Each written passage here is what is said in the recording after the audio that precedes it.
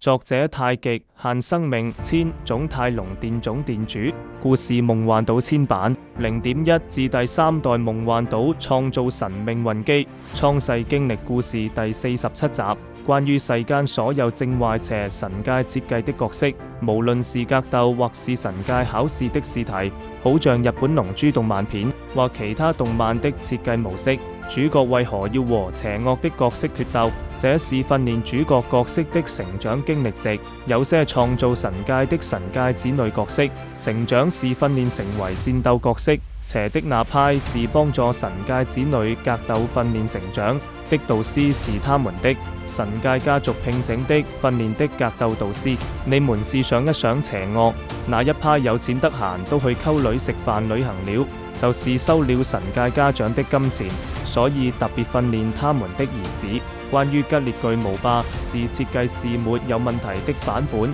其實是正版。當只有巨無霸考試試題是正確答題，所以吉列巨無霸是維持正常考生的考試經驗值。大會設計的若考生不考，就會慘邪惡追殺，那邪惡就是大會聘請的關卡指導師。所以這個世界運作沒有正或邪，統一邪神或正神都是神界皇族管轄的指導師，幫助訓練他們皇室成員或成為接班人。